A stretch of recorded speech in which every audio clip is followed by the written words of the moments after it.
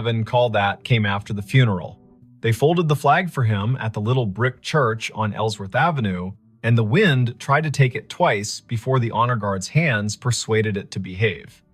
It was a raw Thursday in late January in a river town in southeastern Ohio, the kind of cold that makes sound travel farther than sense.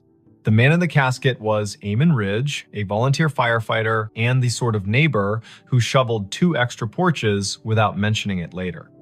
The service ended at 4, the last handshake landed at 4:20, and by nightfall, the street had gone back to being only a street. At 9:13, Leora Penn took her seat at the county dispatch console, slid on her headset, and watched the board come alive. At 9:31, the line marked 911 flashed with a familiar number. His number, the man everyone had just buried. Before we begin, tell me, where are you listening from and what time is it there? Leora had fielded storms and barn fires, and wrong turns called in as kidnappings. She had coaxed calm from people whose words came like hail on a tin roof. She had heard the first breath of a baby through a phone held in shaky hands, and the last breath of a stranger who needed someone to hear it. She was 34, kept her hair short to keep the headset from snagging, and wore a gray cardigan because the room ran cold to keep the computers honest. Her desk held 2 photographs wedged into the bezel of the monitor. One showed a river in summer, green as a promise. The other showed Eamon and his daughter Cass standing in front of the station engine with that look people get when duty gives them a reason to grin. The year was 2022. The county had upgraded the system, and the board pulsed with the soft light of new money that still felt like a borrowed suit. Lines identified towers and cross streets. Repeat callers had little tags. When Eamon's number flashed, it wore the tag she had put on it a year ago, Station 4. Her stomach made a small, foolish turn. Her hand did not. She tapped the line open. 911. What is your emergency? Static, not empty. The kind of static that carries weather in its mouth. A faint hiss like tires on wet asphalt far away, then a click as if someone had covered the microphone with a thumb and lifted it again. Leora glanced at the automatic location box. The system offered a circle that could have been a dozen blocks wide and no more. The tower showed the bluff above the river. The timer on the call rolled past 10 seconds, then 15. The headset warmed in her hand. "Hello," she said, voice even, the way training turns fear into architecture. "If you can speak, I am here." Something moved under the static. A breath, slow, disciplined. The way firefighters learn to breathe through a mask like they are rationing the ocean. She had listened to Eamon for years as he called in traffic stops and barn smokes and mutual aid requests in that unshowy voice he kept, even when the ceiling thought it was tired of being a ceiling. Her throat tightened without permission. The board did not care. It kept time. The night supervisor, Brandt, rolled his chair closer, not touching her cord. He was 50, part-time philosopher, full-time keeper of snack drawers. His eyebrows asked a question he did not give words to. Leora tapped a note onto the incident log with deliberate fingers. Caller number displays as decedent from earlier funeral. Open line. Faint audio. Possible misroute from memorial device. Possible spoof. Monitor. "Eamon," she said quietly, because sometimes names open doors the way keys do. "If you can hear me, give me any sound." The line breathed once more, then found a voice. Not bright, not ghostly, a man speaking like someone who had walked all day and only now remembered he could sit. It said one sentence, 3 words, patient, back door locked. Brandt's hand hovered over the radio mic. Leora nodded once. He paged Station 2 because Station 4 was morning, and Station 2 would show up with their coats half-buttoned and their hearts arranged like a team. He sent them to the Ridge home on Quint Street, the small white place with a porch swing that had never let a guest feel foolish for needing to sway a minute. Leora kept her voice on the line. "Back door, locked," she repeated, writing it, hearing it, feeling the way the sentence wanted to be a map. "Is someone inside?" Nothing answered at first. Then a second sentence, softer. "Cass asleep." Brant's fingers were already moving the way piano players do when the song makes them want to be faster than they are. Officers on the midnight swing shifted their routes without complaint. The medic crew out of town angled their rig toward Quince in case Grief had found a trick that needed medical names. Leora sent a quick text to the on-call clergy liaison because the county did not believe in letting families be alone with what they could not name. "Amen," she said, "steady. We're sending them. Stay with me if you can." The line hissed like rain on a steel roof, and then went quiet.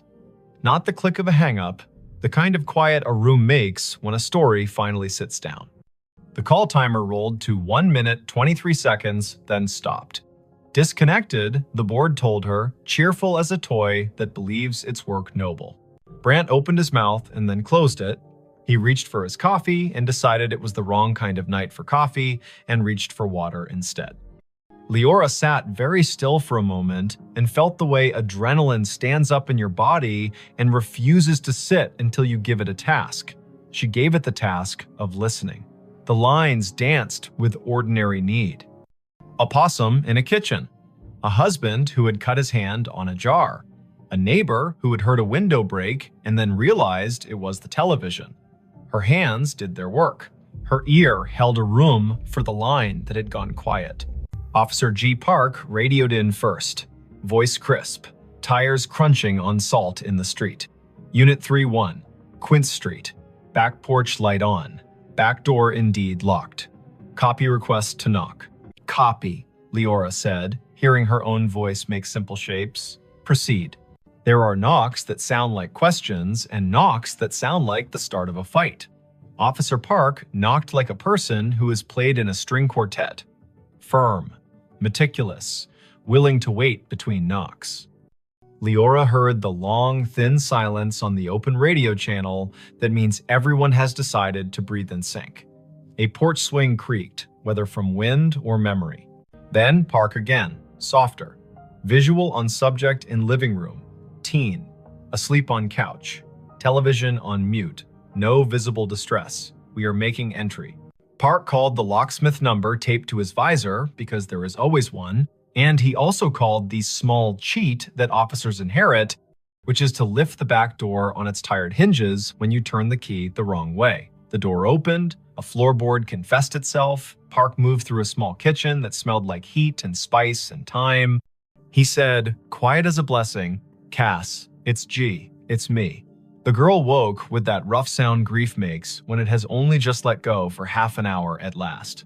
"Back door," Park said into his shoulder mic. "Locked, now secured." Subject breathing, oriented, tearful, says she fell asleep and forgot the back after the last aunt left. She says her dad would have said it. She says she heard him say it sometimes, even when he was alive, when she forgot. "I'm locking up, then staying here until her aunt returns." The call had been the little bridge a county makes when one house cannot manage all its doors alone. Leora typed.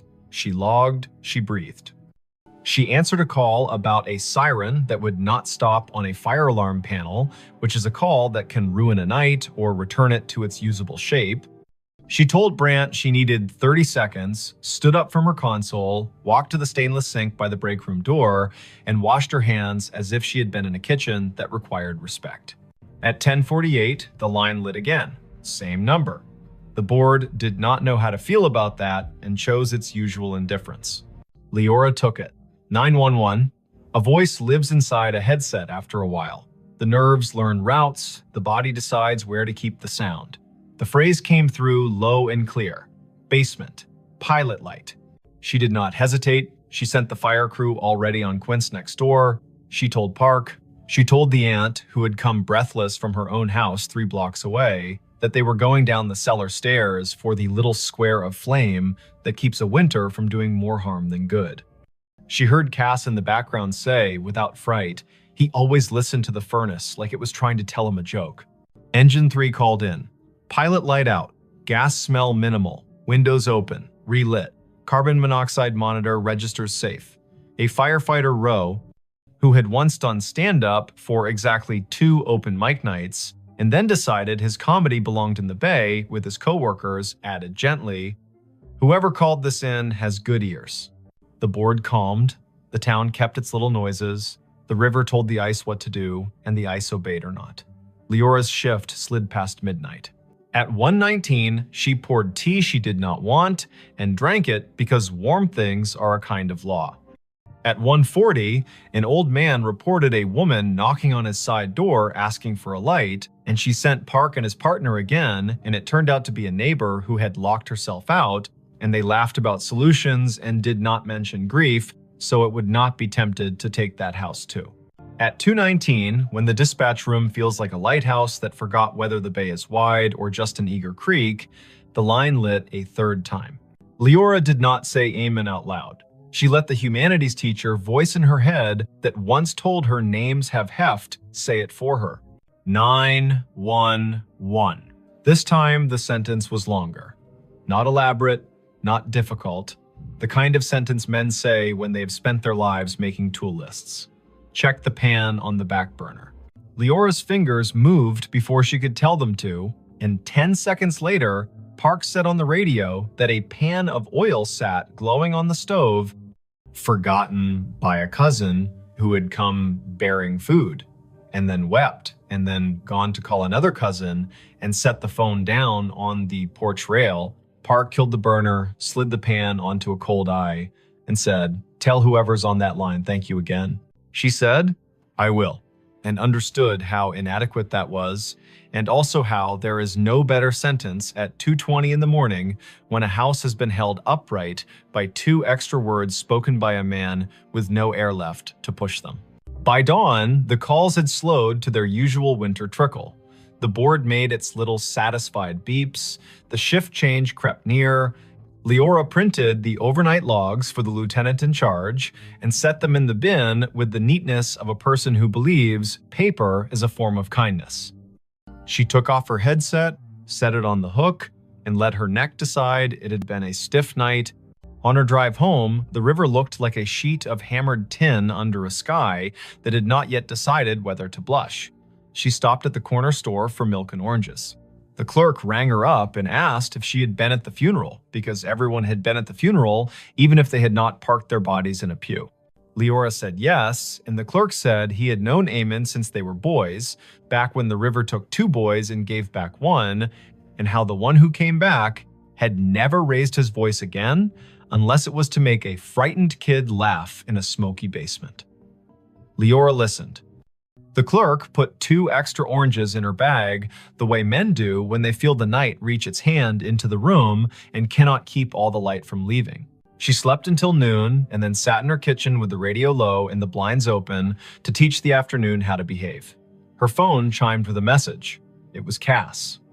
Leora had given her number to the aunt without thinking, and nothing about this felt like a boundary violation now. The message was a picture of a backdoor lock and a caption. "He did it again, thank you." She replied, "You did it." He reminded, "That is a team." Cass sent back a heart in the color teens choose when they mean it and do not want to seem silly. Word traveled without gossip's teeth in it. People told each other the version they could bear. Some said the call after the funeral had been a trick of towers, an echo, a message scheduled by a grieving mind that had set a reminder on a phone. Some said Eamon was still doing his rounds, making sure pilot lights and pans behaved. The chaplain said he did not know the mechanics of it and did not care, that love gets to serve in whatever uniform it likes. The fire chief said quietly to Leora, "If my number ever lights your board and I am not in a position to help myself, send the crew. I will not be offended if you use my name to get them there faster." It is Wannon. The next week brought the kind of snow that erases the edges of things. Leora worked 3 overnights in a row and learned to sleep in squares of 4 hours like a cat. She took a call from a man who had found his wife on the floor and guided him to count and compress, and the medics arrived before the counting rasped the hope out of his voice. She took a call from a woman who had locked herself in a bathroom because her boyfriend had stopped being gentle, and she kept the woman talking about the photograph on the wall while the officers climbed the stairs 2 at a time. She did not think about the line until it lit again 2 Fridays later at 1 in the morning. She kept her voice clean. 911. Eamon's voice came again, thinner, like a person speaking through a scarf. It said, in a tone part instruction and part apology, "Box of matches in the junk drawer beside the oven. Throw them out." She told Park. Park went. He opened the drawer and found a box that had wicked itself damp and mean. He took it to the back porch and soaked it and binned it, and then came inside and wrote a sticky note for Cass that read, "Your dad told on you." She woke to it and laughed in that shocked way laughter has when it has been given back its license to exist. Not every call was that kind. Once, the line connected, and all Leora could hear was faint wind and the hollow tick of a cooling engine, and she understood, without needing the lieutenant's later confirmation, that this had been the night the station bays opened, and Eamon's truck had been driven back from the long, slow procession, and the engine had clicked in that language.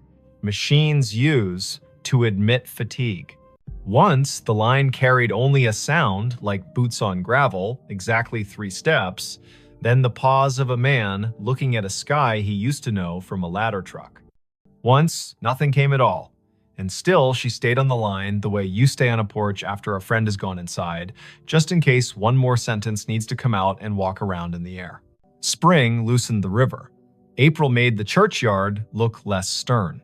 Cass finished school with a concentration that made her teachers write small notes on the bottom of her papers. "You have turned into a person who trusts herself." Leora saw her at the station on an open house Saturday, and the girl hugged her the way nieces do their aunts without asking for the right to be related. They stood under the engine bay's great door and listened to the way small kids treat sirens like musical instruments when given permission. Cass said she sometimes still heard it, the way a voice comes into a room without needing to open the door. She said the voice had told her to bring in the porch rug before a thunderstorm that would have flung it across the block. She said the voice had told her to drink water before her stomach had the language to beg for it. "What do you think it is?" she asked, not demanding that it be a ghost or an algorithm.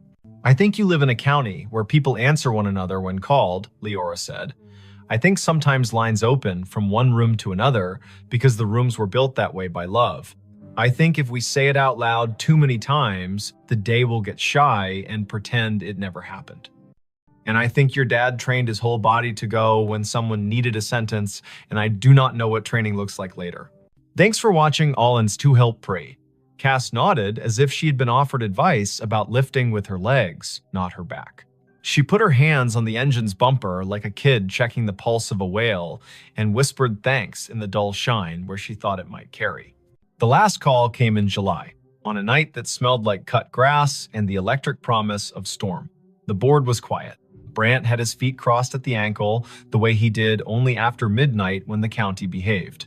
The line lit. Leora took it with the care of a person accepting a candle in wind. 911. There was no static. No breath, only a single word, perfectly ordinary, soaked in a patience she would remember until the last hour of her life. Enough. "Enough what?" she asked. Back straight, pencil ready. The word came again, a thought set gently on a table. Enough. Then a long exhale, the temperature of a day in which someone has put down a tool they are proud to have used and is ready to wash their hands. She typed the word. She did not send units. She did not mention it to Brant until the end of the hour, when she said it out loud the way you say a number twice to make sure you got it right. He nodded. He threw a cough drop to her like a baseball, and she caught it and laughed because bodies insist on living. There were no more calls after that. The system reassigned numbers as systems do. The board forgot how to glow with that tag. When Leora sat at her desk and the photographs leaned against the monitor made their steady witness, she still sometimes heard the faint tap of a firefighter's gloved hand on a doorframe, the universal signal for ready. She bought a small, heavy key hook for her own kitchen, put it by the back door, and never forgot again. She found that when she walked past the Ridge place on mornings when she needed to see the river before she could trust the day, she would look at the back door and feel not a haunting, not an ache, but the exact rectangular comfort of a thing that had been understood and done. If this kind of thing ever happens where you live, if a phone rings after a set of shoulders in town have lowered themselves to the work of grief, if a name appears on your console that your heart wants to call impossible, do what Leora did. Answer. Stand in the narrow bridge between rooms, ask short questions with soft edges, send help, write down exact words. The world is made of exact words and the work that follows them. Believe nobody and nothing too hard. Let the river decide what is memory and what is rumor. And when the voice finally says enough, let your hands say thank you by resting them, palm down, on the desk you have kept clean so the night can put its weight there for a minute. And if you are sitting in your kitchen with a back door that gets forgetful, say the date out loud to bring the day to heal. Late January 2022. Early April 2022. The hot night in July when rain forgot its manners. Say the town's name so it will remember it has one. Say Amen. Say Cass. Say Leora. Practice the sentence that saved a pan and a pilot light in a teenager who deserved a house that understood locks. Back door locked. Then lock it, then sleep. The county will keep its watch. The river will balance its own ledger. Somewhere, a dispatcher you will never meet will lay a pencil down on a pad with a line drawn through the last open box, a small, perfect check that means this part of the night is finished and the next part may begin. He found a staircase in the lake it still goes up. He saw it when the wind fell off and the lake lay down like glass, a sudden stillness that made every shoreline detail stand at attention. The afternoon sun had taken a step toward evening, yellowed and steady, and the north cove of Lake Lanier went calm enough to show the bones under it. He cut his aluminum skiff to idle and drifted toward the pale shoulder of exposed clay. There, not random at all, a run of stone steps pushed up from green water and kept going into nothing the shore could explain, even and true, as if they still believed a front door was waiting at the top. Before we begin, tell me where are you listening from and what time is it there? This was late September 2022, after a summer of stingy rain and long afternoons when the heat felt like it had signed a lease. The lake sat northeast of Atlanta, a blue map of drowned hills and red clay coves, and that year it had read its gauge and decided to show some of what history had asked it to forget. Foundations revealed themselves like old teeth. The ghostly lanes of a two-lane road slipped out of the murk and pointed nowhere. Between Bald Ridge and the mouth of 6 Mile Creek, a staircase announced itself and waited for a person with the right kind of attention to see it. Riven Kettering had that kind of attention. 38. A carpenter and part-time rescue diver who liked small engines and the honest work of making broken things carry weight again. He lived in a rental off Pilgrim Mill Road with a dog who had taught herself to sleep through sirens.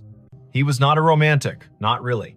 He was the kind of man who listened to what a hinge said when it wasn't being looked at. The lake had been a job and a solace for him since he moved down from the foothills of Tennessee a decade earlier, and on afternoons like this one, he took his old skiff out to idle over the drown. The staircase began 3 steps below the surface, pale rectangles set into the clay, then climbed above waterline, slick with algae, where yesterday had touched and left. 12 risers showed drop. They marched up the bank as if they had no intention of stopping, then continued past where stone ended, the air holding their measure with a confidence that made nothing in Riven's head feel quite steady. He nosed the skiff forward until its snub bow made a soft knock against the lowest dry riser. The hull and the stone talked for a second, low and hollow. He stood, keeping knees loose, eyes at a level where you can decide a thing without pretending it's not, pretending you first. The steps were fieldstone set into a poured bed, careful work from when hands were steadier because nothing had asked them to type yet. He could see where the mortar had let go, hairline by hairline, and where a leaf had chosen to become fossil rather than compost. He stepped out. The rock took his weight with a small, agreeable groan. He climbed, counting aloud the way you do when a rhythm wants to prove it's a law. 7, 8, 9. A wet line at his ankles where he had waded the shallow to push the skiff in. 10, 11, 12. He stopped where stone ended. The sidewalls rose one more course and then gave way to air. Ahead of him, nothing. Above him, more nothing. And yet his right foot, when he slid it forward with the caution of a man who had once fallen through a rotten porch and did not intend to audition for that pain again, found resistance. Not stone, not water. Not empty. A density like stretched cloth, like cold-pressed sugar, like a stare that remembered itself and refused to forget just because the lake had been told to be a lake. He drew his foot back, scalp prickling, breath in a pocket he didn't want to open too fast. He looked around to see if anyone else had been presented this joke. No one. In late September, a Tuesday can make a cove your private chapel. Far out, a pontoon boat moved like a floor with music on it. Closer in, a blue heron had made the stump of an old post into a claim. Riven set his palm above the end of the stone into the air where a banister would be if someone had finished the thought. He felt nothing until he pushed a hair past what he thought was safe. Then he felt a boundary, the exact height of a handrail in a code book he could recite. He smiled despite the way his heart had decided to pick up the tempo. Something here hadn't drowned entirely. Something here had decided to keep going up. He does not scare fast, Riven. He is a man who has gotten into dark water at night, kindly, and come back calmer for it. But he respects a place with a memory. He went back down the 12 risers and climbed into the skiff and sat with his hand on the tiller and let the lake tell him if it wanted him to be braver than his grandmother would approve. The wind was a rumor now. On the far shore, a transformer hummed with the stale sweetness of electricity. He turned the motor off and drifted with his fingers brushing the gunwale and felt for the old current under the new. A loon called once out in the main channel, the syllable bending toward a kind of loneliness that doesn't need an audience. Riven looked back at the steps. The air above the 13th riser shimmered, a trick of light or a rule he hadn't been told yet. He swore softly in the old way that buys you permission to try again. He pulled the skiff onto the red bank, tied it off to a scar of root, and went back up the 12. He did what his hands knew to do. He turned a coin on its edge and rolled it along the last stone. When it tipped forward into air, it did not fall. It sat against nothing, as if pressed to a glass he could not see. He slid it forward with one finger and felt it drag over an edge. He slid his boot after it and met a tread that had weight. He put his full foot down and his bones agreed that physics had not been insulted, only invited to a different kind of party. He brought the other foot up. He stood on the 13th step of something that existed without confessing to the eye. He took one more. 14. He stopped. He is not a fool. He turned to look at the lake, which does not care if you find it holy or treacherous, so long as you understand which mood it is in. The cove held its breath. He stepped backward down the 2 air treads with a caution that felt like a prayer you say without agreeing you're saying it. He stood again on stone that had no arguments and breathed the kind of breath that renters of boats make when the motor coughs once and then forgives you. Lake Lanier carries stories the way clay carries footprints. Old towns lie under it, old churches, the ghost lanes of Old Federal Road. People will tell you about a stalled truck on a fogged bridge and a handprint on the back window after, about divers who won't go down a second time because they looked through a school of crappie and saw a porch swing move. Some of that is what happens when humans leave water to be the keeper of their history. Some of that is people being lonely and needing their fear to wear a costume. Riven carried none of those stories in the silly way. He carried them the practical way. He knew people had been told their land would drown for the good of cities they would never see, and some of those people had said their names into the bank and put rocks one on another to make the land remember. He went home with the staircase in his notebook and in his knees. He did not say the shape of it to the bartender at the place on Brown's Bridge, who called everybody chief. He did not post a photo because the lake punishes people who turn it into spectacle. He slept badly and woke before his alarm and made coffee meaner than necessary and drove back with a coil of thin rope and a chalk box and the tape measure he used when perfection had to be part of the bill. Morning lake, blue as breath. The skiff skittered over wind ruffles and slid into the cove willing. He tied a chalk line at the last stone and played it out up the air, marking nothing with blue dust that caught in nothing and hung there like a trick. He laughed once, quietly. He measured riser height with the tape and found consistency that would have made a county inspector nod. He tied a loop in the rope and lowered it down the near face of the steps. The loop sat against an invisible edge and held, not tight, not loose, as if politely told to wait. Half an hour went by that way. Numbers, angles.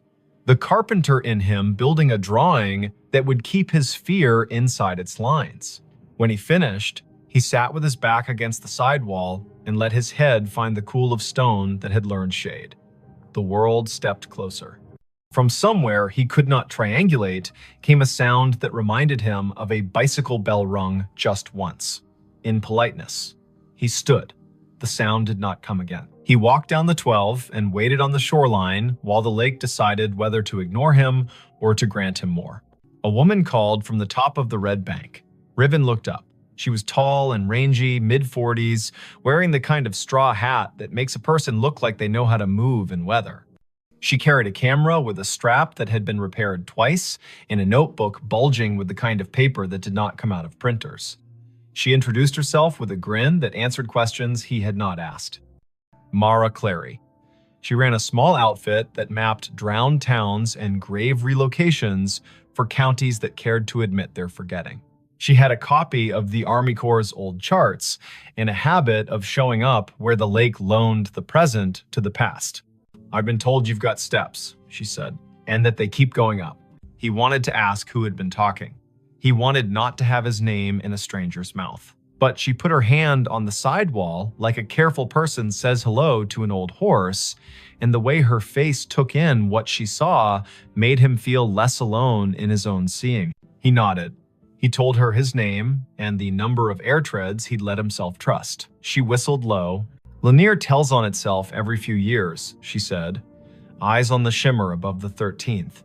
"But I haven't seen it do this. Fieldstone, that would have been a front walk probably. Or the stairs to a porch.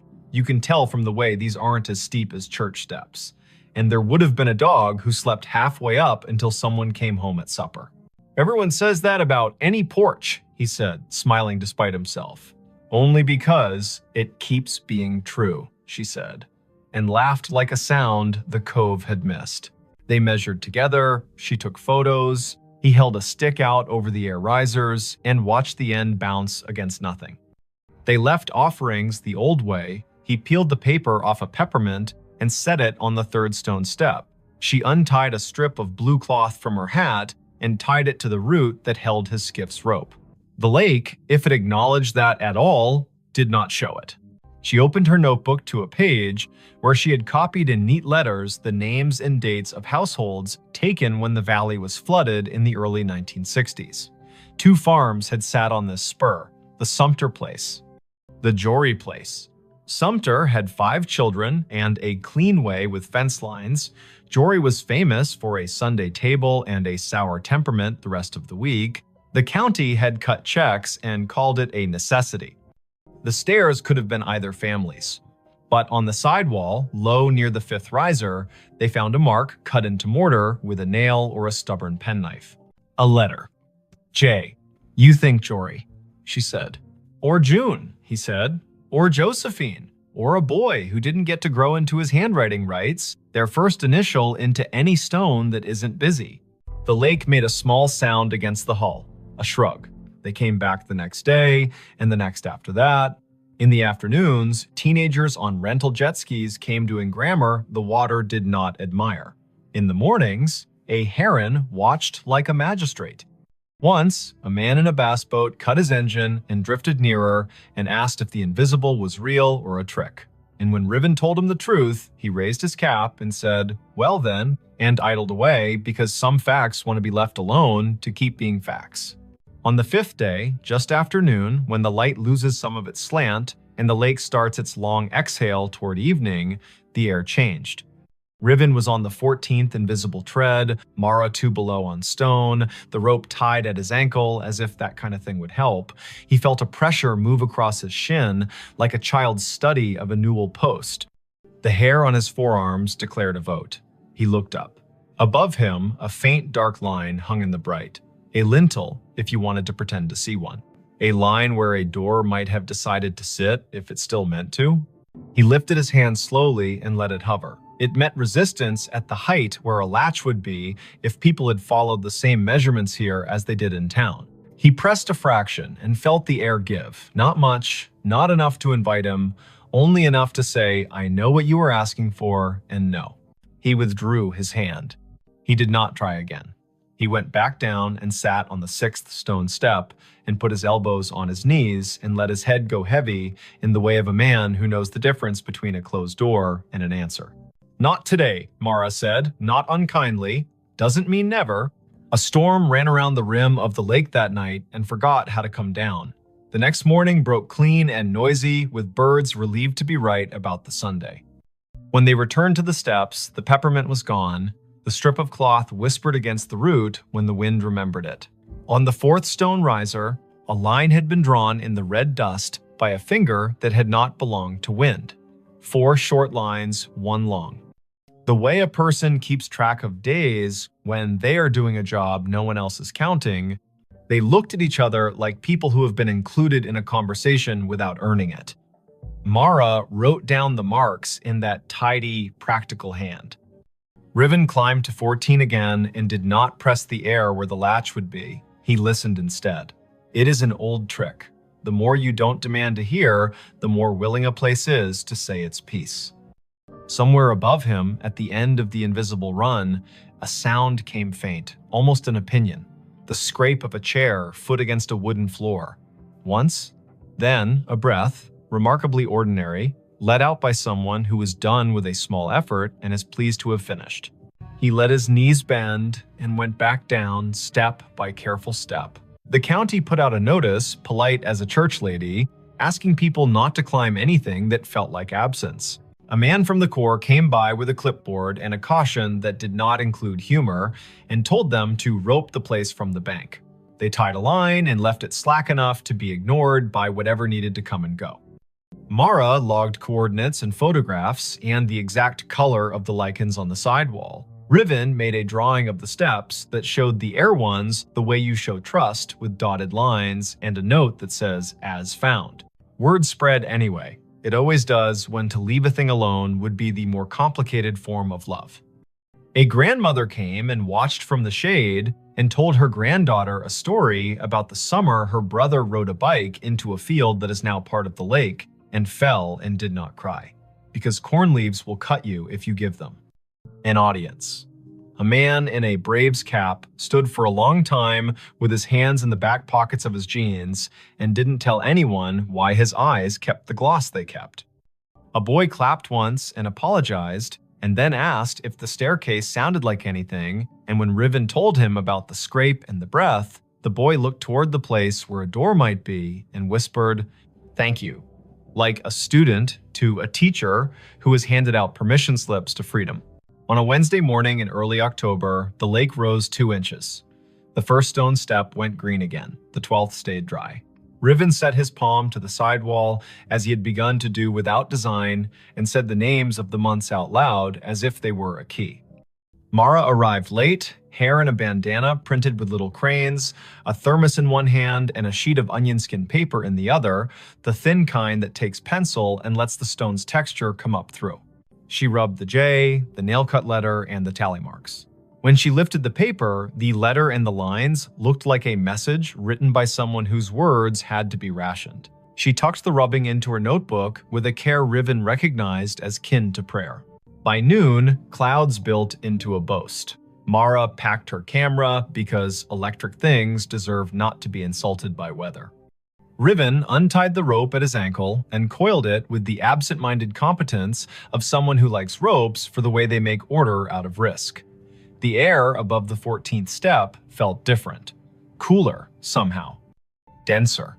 He looked up and wanted more than he would have admitted the week before to see something acknowledge him. Not a face, not a figure, an idea. The lake refused. It kept to its rights. Before the storm broke, a small group arrived in silence. Not tourists, not thrill seekers. People in good shoes that did not belong to docks. A woman in a navy blazer. A man whose tie had been loosened by degrees and had stopped at 3. An older woman with a cane that looked like it had been carved by someone who understood trees better than money. They stood on the bank above the line and watched the steps like people watching someone figure skate after having once skated the same routine 3 decades ago and remembering what the body used to hold. The older woman spoke first, to the stone, not to the living. "You kept it," she said. "You stubborn thing. I told them you would." She introduced herself when Riven climbed down to the bank with his curiosity plainly showing. Ada Sumter Jory. Not a marriage, she was quick to clarify, but a habit of names borrowed and kept. Her father had been a Sumter, her mother a Jory by necessity and grievance. She had been 10 when the men from the government came and put stakes on the hill and told her they were measuring to make the river useful. She had been 14 when the kitchen was dismantled and stored in a relative's shed, and the porch chairs were put on a truck without the porch. She had been 15 when the lake finally climbed to the 7th stair and the dogs refused to sleep where they had always slept and had to learn ground new as a dollar. "My granddaddy set those stones," she said, chin lifting toward the steps. He knew the grade by eye. House stood there. She pointed at the air, ran long that way. Kitchen at the back, where mornings were honest. Stairs to the sleeping rooms tucked in right of the door. He told me we build stairs for coming and going and for waiting. That last part is where the world gets the math wrong. She cleared her throat once, a small thing that meant a larger thing had moved through it. "My brother wrote his letter J in the mortar before it set," she said, and smiled fully for the first time. He was 5 and mad because he had not been allowed to carry a stone and needed to have done something the porch would remember. They watched the lake together as it considered which forenoon belonged to which afternoon. Mara showed Ada the rubbing, and Ada put her palm on the paper like a hand over a baby's sleeping flank. "He stayed mean," she said of Jory, but without any real heat. But he loved that stair. Sat halfway up when he had nothing to do and the weather had nothing to argue about. Played that little bell you keep hearing because he liked the neatness of a sound that stops when you take your finger off it. The storm arrived, they covered what needed covering, the skiff rocked and complained, and then remembered it had been in worse moods and calmed. The rain washed the red dust off the risers and gave them back their gray. The air cooled like a head turning on a pillow to the comfortable side. Ada walked down to the second step and touched it like the forehead of a child with a fever breaking. "Enough," she said to the rain, to the year, to the air that had learned to hold treads. In the weeks that followed, the staircase did what durable things do when they decide to belong to more than one story. It kept being itself. The lake rose and smudged the lower steps and then pulled back like a long breath returned. Riven kept coming because he had begun to like the feeling of leaving a place better than he found it by doing nothing but listening the way a well-made chair listens when a tired person sits. Mara wrote a piece for the County Historical Society that began with the sentence, "There are places we drown and places that refuse." Ada came twice more and told the stair her brother's best and worst. And once, on a bright Sunday, when the buzz of outboards sounded like cicadas pretending to be important, she brought a tin of biscuits and left one on the 3rd step because her mother would have called it manners. On a morning in November, the air thin and brisk, frost like pale sugar on shaded clay, Riven came alone. The lake had taken back an inch, the first 2 steps glowed green. He stood at the foot and waited the way you learn to wait when you've been given more than you asked and are smart enough not to get greedy. The wind came off the water and put its fingers through his hair with a familiarity he hadn't earned.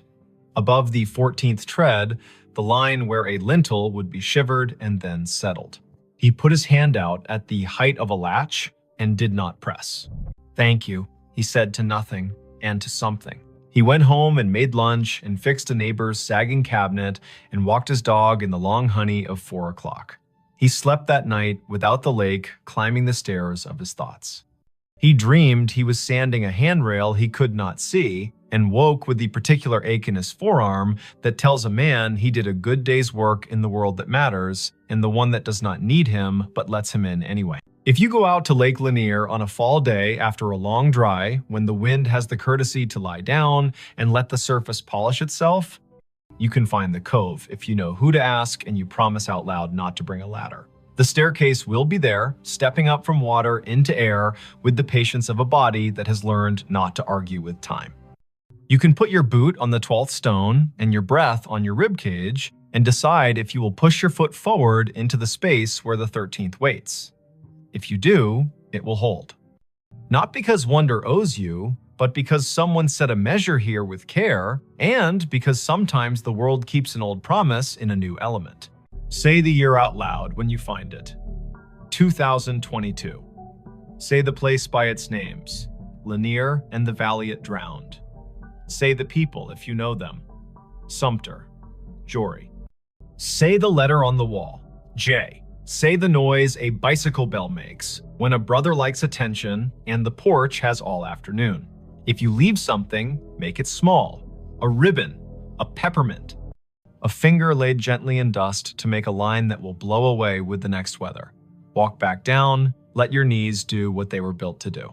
Put your hand on the sidewall the way you would on a friend's shoulder when leaving them on their own porch in the dark to listen to the crickets. The staircase will keep going up whether or not your eyes can follow it. It will keep its measure in the air. The lake will rise and cover the lower treads and then fall back and confess again. Boats will hum. Herons will judge. A woman in a straw hat will rub letters onto paper, and a man with a dog who sleeps through sirens will coil rope and listen. And somewhere under the calm skin of the cove, where red clay holds onto everything it can hold, a front door you cannot see will stay shut and not unkindly, practicing the hardest kind of hospitality there is, offering you a way to ascend and a way to wait, and trusting you to know which one belongs to you today. Her phone pinged at a grave with her name. The notification bloomed on her screen the moment her shoes left the gravel and slid onto the soft path between moss-dark stones. A small bell chime, bright as glass. A banner at the top. You have arrived, Eden E. Hale. The words sat there as calmly as a weather app, as if the city had decided to label her the way it labels a bridge or a square. The place was Bonaventure Cemetery in Savannah, Georgia. Spanish moss hung in long, steady sentences from the live oaks. The river kept its secrets behind the bluff and breathed like a sleeping room. It was late afternoon on a Sunday in early November, the air cool enough to make her wish for sleeves and warm enough to forgive her for forgetting them. Before we begin, tell me, where are you listening from and what time is it there? Her name was Idoni Hale, 28. She worked in visitor services at a small maritime museum upriver, the kind of job that made her memorize the angles of ships and the dates when storms came ashore. She liked fonts and quiet, and the sound salt makes drying on stone. She was visiting Bonaventure because her friend Anson had flown in from Minneapolis for a long weekend, and the two of them liked places that let you feel your breath in your mouth. The year was 2021.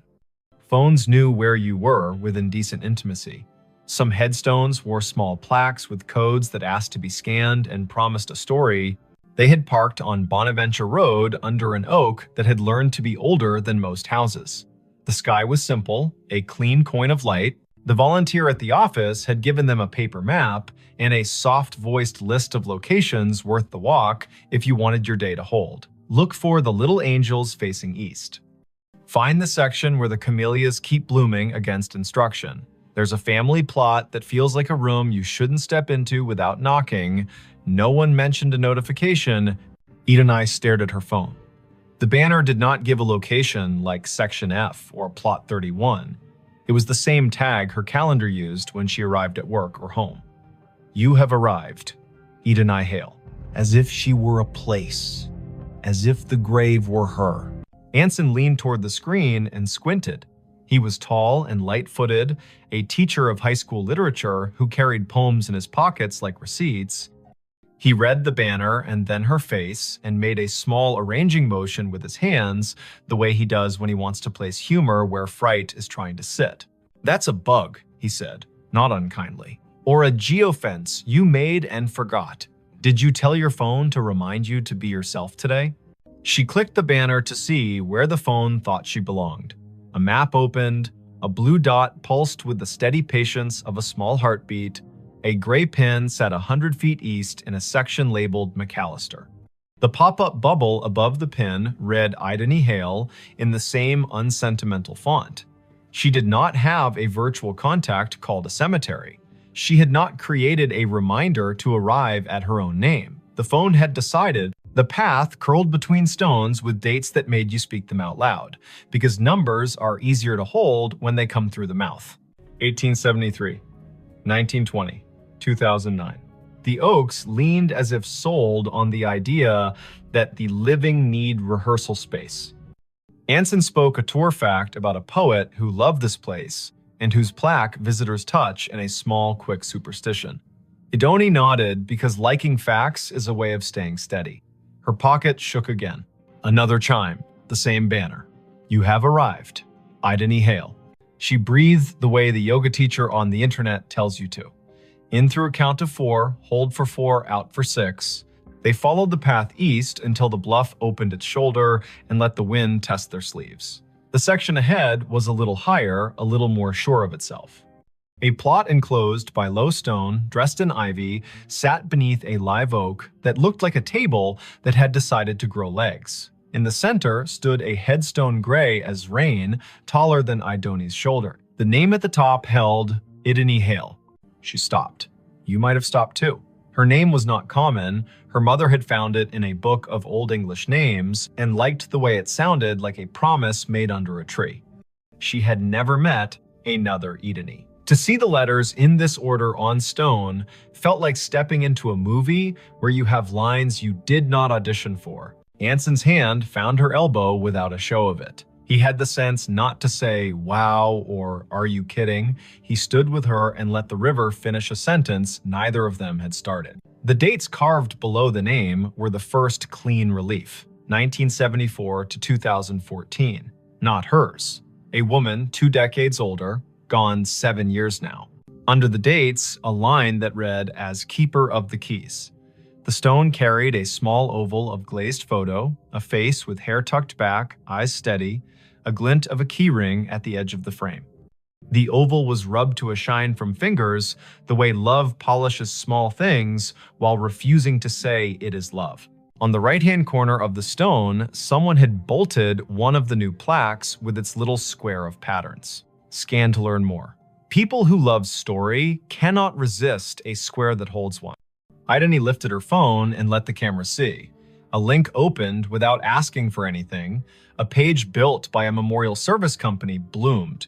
At the top, the name again. Below, a small biography. A life lived with habits, upright and kind. A childhood in Chatham County. A long run as cemetery sexton. The last line read in a voice that felt like a woman sitting on a step with a mug and a warning and a grin. If you need something, tell the ground. It will tell me. While she read, the phone hummed again. Not a banner this time. A little circle pulsing at the top of the screen, the way maps announce a place with enthusiasm. The circle flashed once, then settled. Idany swiped down to see the source, a calendar reminder with no category. White, titled simply, Arrived. Location, here. She had not written that. The phone, perhaps, had decided the day needed a label, or the small plaque had more to it than the page admitted. Anson said the woman in the photo had librarian eyes. He meant that as a compliment. He pointed at the keyring. He said his grandmother had been a keeper of the keys at a church in North Dakota, and those women know where every grief sits at every hour, the way a night janitor knows which chairs spit gum and which ones sigh. They stood a while. People walked past in respectful silence, guided by a docent's voice that held just enough theater to keep 15 people from wandering into their own daydreams. Spanish moss moved like thought repeating itself. A flake of light rose off the river and fell back as if it had changed its mind about being air. It would have been a good story already finding your own name on stone, a phone that had the audacity to tell you you had arrived, but something else decided to be true. A little tone sounded from the phone, the way sounds do when an app you forgot you had decides to help. It was the noise her AirDrop made when someone nearby wanted to share a photo at inopportune moments. The screen shifted to a dialogue. A file offered to send itself to her. The sender name was a string of letters and numbers that meant nothing. The file name read Keys. Anson leaned in and made his face calm. "Decline," he said gently, "because strangers in public places with quick hands make tricks, and both of them work in museums and have seen every version of the human habit of testing boundaries." She hovered. Decline would be wise. Accept would be a dare. She pressed accept because sometimes you let stories finish what they start. The file downloaded. It was not a photo, it was an audio file, a minute 42 in length. The waveform showed it wasn't silence. She tilted the phone toward her own ear instead of speaker because you don't open a voice in a cemetery loud unless the voice has earned the right. Static first, then the sound of wind combing something thin, then a woman's voice, the age of a woman, who tells tools where they belong and expects cooperation. The voice said, "Dry as a towel and warm as a summer kitchen. If you are standing over me, child, and your name is mine, you can help me keep my promises. Put your phone on the stone and leave it be a minute. It will tell you where to stand next." Anson's eyebrows did a small jazz riff and then tried to behave. "Okay," he said softly, a word that meant, "I am here and I am not going to ruin this with cleverness." Ideni set the phone on the flat top of the headstone the way the voice had instructed. The screen slid into its lock. Her reflection replaced her. The oval photo looked past her shoulder the way old photos always do. She counted in her head as a way to keep the childish fear of being tricked from standing up and knocking the ritual with its elbow. 50, 60, 78. The phone buzzed once, she lifted it. The map opened of its own accord. The blue dot had moved nothing. The gray pin had changed. It labeled another grave 30 yards north with a name neither of them had seen on the paper map. Rosin Hale. A second name, another Hale. The first name was Welsh and not common here.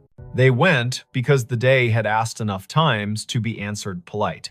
The second stone stood lower, more modest. The granite, a color you could never find on purpose if you looked in a catalog. The dates were older, 1931 to 1999. The epitaph read, "She kept the gate lighted," and under that, in smaller letters, so faint you could only see them when the cloud put its hand over the sun, a line, Rosine was born. Rosine Idris. She married into Hale and stayed. Tell my niece if she comes through here that I see her when I count keys. I am not anybody's niece, Ideni said aloud, and then took a breath because she heard the defensiveness squirreled underneath. I mean, not hers. You might be more people's niece than you know, Anson said gently, a man who had grown up with uncles who weren't uncles and yet were more family than the kind that wears your face. They stood while the wind added a signature to the bottom of the page of the day. The river put its shoulder against the bank and leaned. The phone did not ping again for a while. A cardinal went from one branch to another with the purposeful speed of a person who knows where the parts are stored. A group of teenagers trailed an auntie through the lanes, popping gum in a respectful way, which is a regional miracle. Ideni looked up Rosin on the cemetery's database because when your heart gets odd, facts make a braid to hold on to. The database was one of those volunteer-built websites that carry the tone of a potluck where everyone brings a dish so exact it shames you for choosing salad. Rosin's entry was thorough. Born Rhonda Valley, came across with parents as a child, settled in Chatham County, married one Mr. Hale, worked checklist after checklist for the electrical union office, sang alto in church with the patience of an anvil, survived by no children, preceded by older brothers, all gone. Niece mentioned in an obituary in 1999 with no name given. Anson made a sound that meant the story had wiped its hands on his shirt and was ready to cook. The phone chimed once more, now with the tone her museum app uses when a beacon in an exhibit hands you a fact. She had turned beacons off last month because being interrupted by history while in history felt a bit like a stage whisper in a quiet theater. She had not turned beacons back on. The screen read, "A note is waiting." A map pinpointed the little brick building the cemetery uses as a workshop for the grounds crew. A path drew itself in blue between the Hales and the shop, like a string in a child's game. They went, Because keys that ask to be found deserve not to rust. The door to the shop was propped with a cinder block the way doors are propped everywhere when the weather learns to be useful. A radio played a station that chose old soul and occasional baseball score updates. No one was at the counter. A bell stood there anyway, the kind that rings a sound like a glass penny. Anson rang it because he likes participating in obvious rituals. A man in his 50s with a badge that read August came in from the back, wiping his hands on a rag that had earned its keep. "You folks need a map?" he asked, then took a longer look at their faces and revised. "Or a minute." "We were by the hailstones," Idony said, and watched the way a man looks when a rhyme finds his ear and tells him it cares. August nodded. "Course you were," he said. "I keep an envelope for that family. Been waiting on who it's waiting on." He reached under the counter, where drawers have learned to hold what should not be lost, and brought up a large yellow envelope with a blue paperclip that had rusted a little by choosing weather. The envelope had 3 words on the front in tidy block letters. For the next Idony, heat went across her face like an honest light. August saw it and stilled. He handed her the envelope the way people hand one another babies, meaning well and moving slow. She opened it with her thumb. Inside, 3 items. A small brass key, old, not ornate, with teeth filed like a decision. A folded sheet torn from a spiral notebook, edges soft with years. And a wallet-sized photo of a woman in a blue work shirt with a name patch and a grin you could feel on your back like afternoon Sunday. The patch read, "Idony." The face belonged to the woman on the first stone. The note was written in blue ballpoint in a hand that pressed harder than paper deserves. It read, "Simple. For the next Idony in this county who can hear me the way a key hears a lock. My niece is out there." She won't say yes to the word niece because words are stubborn. She'll need to open the box in the old mausoleum we keep for tools and favors. The key is for the small door on the left. Lift on the latch while you turn. The box has what belongs to her and me and her grandmother. If she is standing at my stone with a phone, she will know that I know. Don't bring a crowd. Bring one friend who reads instructions with his eyes. Leave the key when you are done. We can count without hands here. "I'm not someone's niece," she said again, and heard how the sentence grew less certain with practice. Her mother's family tree began and ended in a different state. A line of women who told polite lies to spare one another the sharp edges and did their grief in broom closets. Her father had not survived long enough to name distant relations. He had left behind a bent screwdriver and a smell that her body still could find when a day asked. Anson's hand found the counter in a quick pat, like checking for keys as you leave the house. "You don't have to be a niece to be the person meant to do a thing," he said. "But also you might, and it might not matter how that happened." August tapped the counter twice, a habit that sounded like a yes. "The small left door," he said. "People never see it. Take the path behind the office and go right at the angel with the missing hand." The mausoleum is the little brick one that looks polite. The left door sticks the way a lie sticks to a room. Do what the note said, lift and turn. They went back into the light. The blue string on the map did not bother now to draw. The path knew their feet. The angel with the missing hand stood where the volunteer had said, "Angels stand, face east," blank expression that suggested she had witnessed every century and found nothing quite bad enough to frown at yet. The brick mausoleum waited with that small pride buildings have when they know they are not the grandest on the block, but are the one that does the job without complaint. The left door looked like a panel added later. The brass latch had the smoothness that comes of being touched by people who mean to get work done. Idony slid the key in, the teeth caught, and then thought better of it. She lifted the latch with her other hand and turned. The lock gave. The door opened 6 inches and stopped, ticked by a wooden wedge that had been insinuated at the bottom by someone who had not wanted the door opened by accident or habit. Anson reached